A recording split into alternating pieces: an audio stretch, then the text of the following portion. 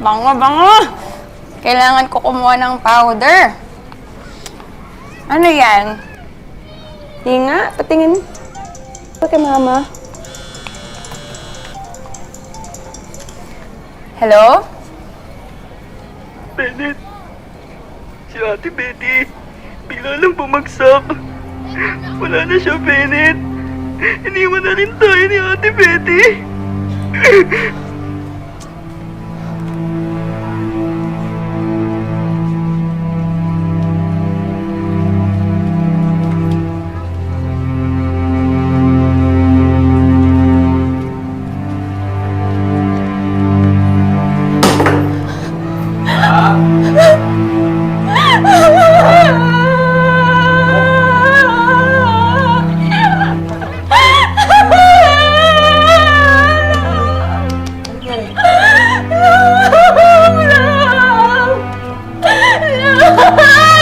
Bakit ba?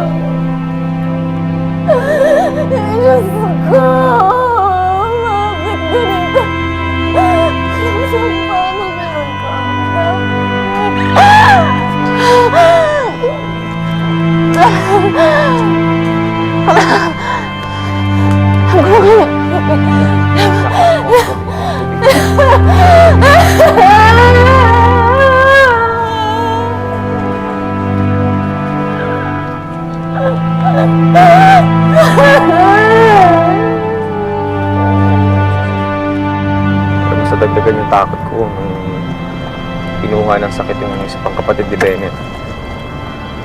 Pero dahil nasa tiyanan ng misis ko yung isa pa naming anghel, kailangan naming maging mas matatag.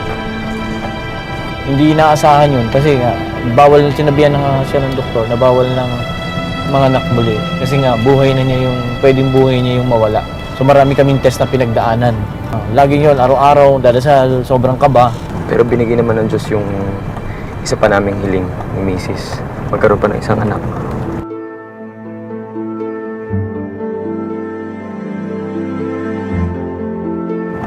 Pero nagkaroon din ng pagkakataon na kinwestiyon ko yung Panginoon. Tinanong ko sa Kanya kung ano pa talaga yung plano niya sa amin. Lalo na yung dumating yung araw na pinakatakutan ko.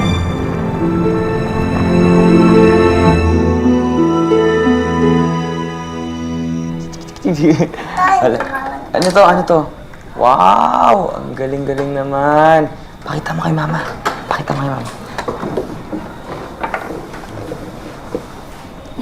Ano yan? Ano yan? Patingin. Wow! Ang galing, di ba? Ang galing. Rans, Kiss mo nga si Mama. Kiss mo si Mama. Wow, very good. Wow, very good. Oh, tignan mo. Diyan ka muna sa papa mo.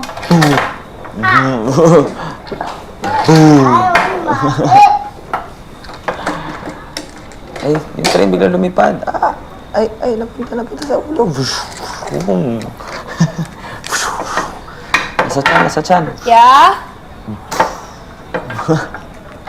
Yeah? Tapos bigla sasakay, pre. Yeah? Yeah, patulong muna kay baby. Ano gusto mong pre?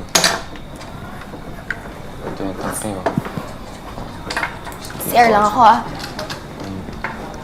Saka yung car dito. Isa pa.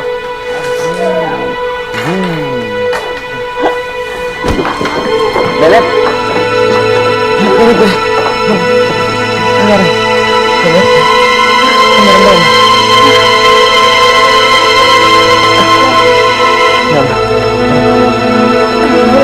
Tubig!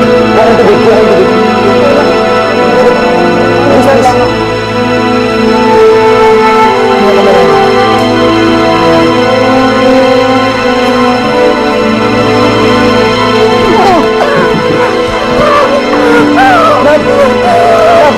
Ya!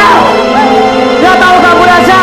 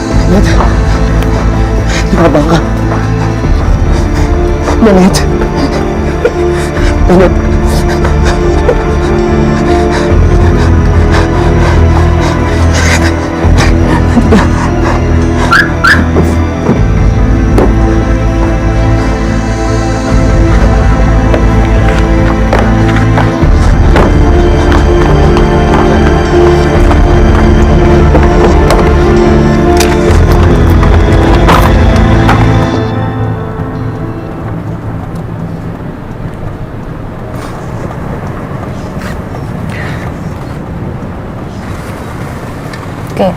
It's... Sensya na, ha? Yeah.